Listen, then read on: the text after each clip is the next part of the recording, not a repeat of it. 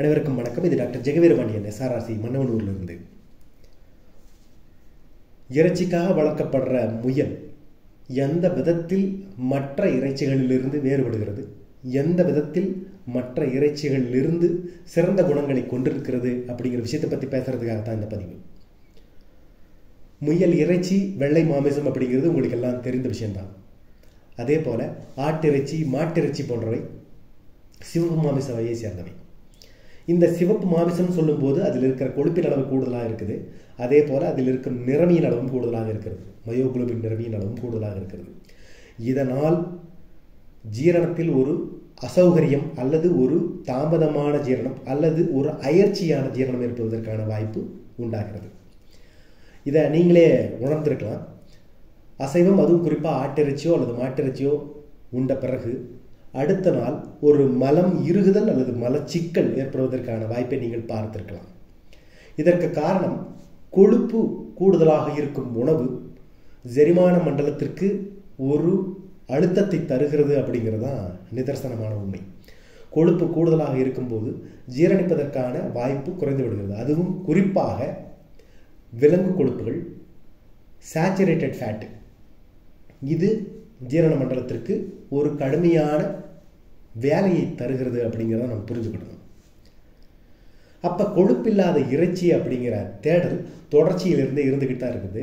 மருத்துவ உலகம் இப்போ சொல்கிறது கொழுப்பு குறைவான இறைச்சி, அதிகமான புரதம் நிறைந்த, அதிகமான பயாலாஜிக்கல் வேல்யூ இருக்கிற புரதத்தை உணவாக சேர்த்து கொள்ளுங்கள் அப்படிங்கிறதா மருத்துவ உலகம் பல மருத்துவ கண்டிஷன்களுக்கும் பரிந்துரைக்கிறது. உதாரணத்துக்கு இதயம் சார்ந்த நோய்கள், சிறுநீரகம் சார்ந்த நோய்கள், ஈரல் சார்ந்த நோய்கள், கல்லீரல் சார்ந்த நோய்கள், இது எல்லாத்துலேயுமே புரதத்தினோட அளவு குறைவாக இருந்தாலும் நல்ல பயாலாஜிக்கல் வேல்யூ இருக்கிற புரோட்டீன், முட்டையில் இருக்கிற புரதத்தை பரிந்துரைக்கிறாங்க, மீனில் இருக்கிற புரதத்தை பரிந்துரைக்கிறாங்க. அதே போல் கோழி இறைச்சி அளவுடு, அதுபோல் அதுக்கு நிகரானது, அதை விட சிறந்ததுன்னு சொல்லலாம், அது முயல் இறைச்சி.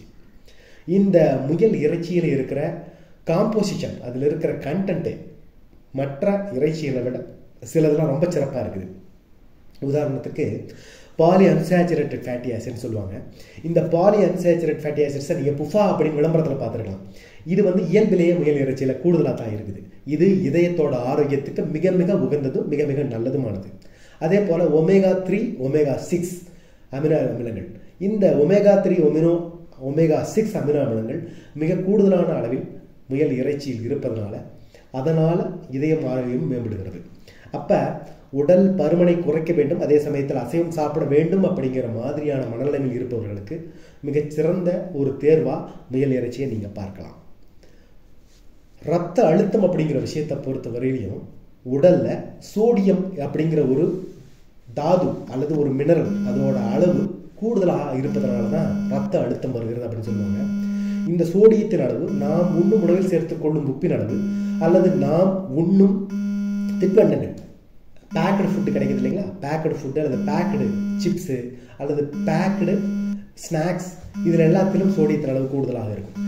இதை நம்ம அதிகமாக சேர்த்துக்கொள்வதன் மூலமாகும். அதே போல் உடலிலிருந்து சோடியம் வெளியேறுவதற்கான வாய்ப்பு குறைந்து போகுது, சிறுநீர் துளைகள் இருக்கிறதுனால அல்லது உடலிலிருந்து கழிவுகள் வெளியே வேர்வை இல்லாமல் இருக்கிறது, இது போன்ற காரணங்களால் உடலிலிருந்து சோடியம் வெளியேறுவதற்கான வாய்ப்பு குறைந்து போகும்போது இரத்த அழுத்தம் வருவதற்கான வாய்ப்பு இருக்குது. வேர்வை இல்லாமல் இருக்கும்போது உடலிலிருந்து வெளியேறும் சோடியத்தின் அளவு குறையும்.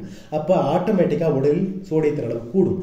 அது இரத்த அழுத்தத்திற்கான காரணமாக அமைந்து விடுகிறது. முயல் இறைச்சியை பொறுத்தவரையில் சோடியத்தின் அளவு மிக மிக குறைவாக இருப்பதனால் அது எந்த விதத்திலும் இரத்த அழுத்தத்திற்கு காரணமாக ஆவதில்லை அப்படின்னு புரிஞ்சுக்கணும். அது மட்டும் இல்லாமல் இன்னொரு முக்கியமான விஷயத்தை உங்களுக்கு பகிர்ந்துக்க விரும்புகிறேன். முயலோட இறைச்சி, அதுவும் குறிப்பாக 3 மாதத்திலிருந்து 5 மாதம் வயது உள்ள முயல்களில் இறைச்சியில் கொழுப்பின் அளவு மிக மிக குறைவாக இருக்கும். இன்னும் சரியாக சொல்லப்போனால் கொழுப்பின் அளவு நெக்லிஜிபிள் அல்லது இல்லையே இல்லை அப்படின்னு சொல்லலாம். ஆனால் புரதம் நல்ல குவாலிட்டி புரதமாக இருக்கும், தரமான அதிக பயாலாஜிக்கல் வேல்யூ இருக்கிற புரதமாக இருக்கும். அப்படி இருக்கிற புரதம் உடலுக்கு முழுவதுமாக போய் சேரும். நாம் உண்ணும் புரதம் எந்த விதத்திலும் வீணாக்கப்படாமல் உடலில் வந்து சேரும் அப்படிங்கிறதான் இதில் நம்ம தெரிஞ்சிக்க வேண்டியது. நான் சொல்ல வந்தது என்னதான், 3லிருந்து 5 மாதம் வரை வயதுள்ள முயல்களின் இறைச்சியில் இதுதான். அதற்கும் மேலே 6 மாதம் கடந்து அதில் வயதான முயல்களாக இருக்குதுன்னா அதில் கூட கொழுப்பின் அளவு கூடுதலாக வரும். கொழுப்பை அந்த முயல் சேர்க்க ஆரம்பித்து விடும். ஆனால் அதற்கு முன்னாடி இருக்கிற முயல்களில் கொழுப்பின் அளவு மிக மிக குறைவாக இருக்கும். சரியா? அதே போல் இந்த உடலில் முயலோட இறைச்சி வேறு எந்த விதத்திலாச்சும் பாதிப்பை ஏற்படுத்தினா ஜீரணத்தில் எந்த விதமான பாதிப்பும் ஏற்படுத்தாது. ஜீரணம் நல்லபடியாக இருக்குது. மனிதர்களோட குடலில் இருக்கிற நார்மலாக இருக்கிற சில நுண்கிருமிகள், அவை நல்லது செய்யும் நுண்கிருமிகள், அவை எந்த விதமான பாதிப்புக்கும் ஆளாகலை அப்படின்னா, அதாவது மைக்ரோபயோட்டான்னு சொல்லுவாங்க, இன்டெஸ்டைனில் இருக்கிற மைக்ரோபயோட்டா. அந்த மைக்ரோபயோட்டா எந்த விதமான பாதிப்புக்கும் ஆளாமல் இருக்குது அப்படின்னாலே நாம் உண்ணும் உணவு மிக மிக ஆரோக்கியமாக இருக்குது அப்படின்னு தான் சொல்லுவோம்.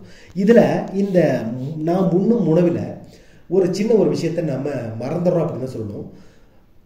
நம்முடைய மேலை நாடுகளில் இருக்கிற ஐரோப்பிய நாடுகளில் அல்லது மேலை நாடுகளில் அமெரிக்க நாடுகளில் இருக்கிற அல்லது குளிர் பகுதிகளில் வசிக்கிறவங்க சிவப்பு மாமிசத்தை கூடுதலாக சேர்த்துக்கொள்வது உண்டு.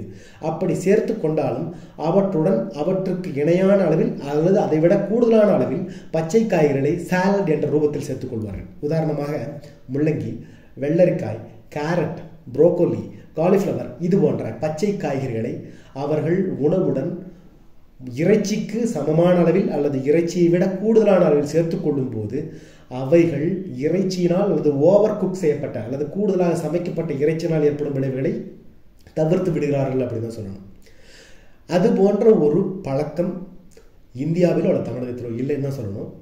தமிழ்நாட்டை பொறுத்தவரையிலும் இந்தியாவை பொறுத்தவரையிலும் அசைவ உணவோடு கூடுதலாக சேர்த்துக்கொள்வது என்னவென்றால் பச்சை வெங்காயத்தை தயிரில் இட்டு உண்பது. இது மட்டும்தான் பச்சையாக அன்குக்குட ஐட்டமாக சேர்த்துக்கொள்வது. இதை ஒரு சரியான பார்வையாக பார்த்தால் பச்சை காய்கறிகளை கூடுதலாக சேர்த்துக்கொள்வதன் மூலமாக இறைச்சியினால், அது சிவப்பு மாமிசமோ அல்லது வெள்ளை மாமிசமோ இருந்துவிட்டு போகட்டும், அதனால் ஏற்படும் பாதகங்களை வலுவாக வெகுவாக குறைக்க முடியும் அப்படிங்கிறத நம்ம புரிஞ்சிக்க வேண்டும். இந்த விஷயத்தை நம்ம மனசில் எடுத்துக்கலாம் அப்படின்னு நான் சொல்ல வரேன். இது இல்லாமல் முயல் இறைச்சி உடலுக்கு சூட தருதா குளிர்ச்சியை தருதா அப்படின்னு ஒரு கேள்வி கேட்டீங்க அப்படின்னா, சூடு குளிர்ச்சி அப்படிங்கிறது ஒரு உடல் சார்ந்த விஷயமா சொல்லலாம். சிலருடைய உடலுக்கு ஏற்ற மாதிரி வேறுபடும். ஆனால் முயல் இறைச்சியை பொறுத்தவரையிலையும் பெரும்பாலும் அது ஒரு கடுமையான சூடை தரலை அப்படின்னு தான் சொல்லுவேன். அதே போல் குளிர்ச்சியும் கிடையாது. அது ஒரு நியூட்ரல் ஃபுட்டு மாதிரி தான் தெரியுது. நியூட்ரல் ஃபுட்டு மாதிரி தான் உணர்கிறேன். நான் உன்னதை வச்சு சொல்கிறேன். இதற்கு அறிவியல் பூர்வமான எவிடன்ஸ் இல்லை.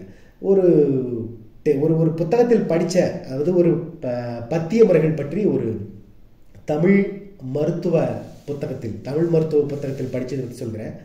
பத்திய உணவு சாப்பிடுபவர்களுக்கு முயல் எந்த விதமான சிக்கலையும் ஏற்படுத்துவதில்லை. அதனால் முயல் பத்தியம் சார்ந்த உணவின் வகையிலேயே வருகிறது அப்படின்னு தான் நான் படிச்சிருந்தேன். சரிங்களா? முயல் எந்த விதமான பெரிய ஒரு மாற்றத்தையோ உடலில் ஏற்படுத்துவதில்லை. சீரணத்தையும் சிறப்பாகவே செய்ய விடுகிறது. அதே போல் அதில் இருக்கும் பொருட்களும் பாதிப்பில்லாத பொருட்களாகவே இருக்கின்றன அப்படிங்கிற விஷயத்தை நான் உங்களுக்கு சொல்ல விரும்புகிறேன்.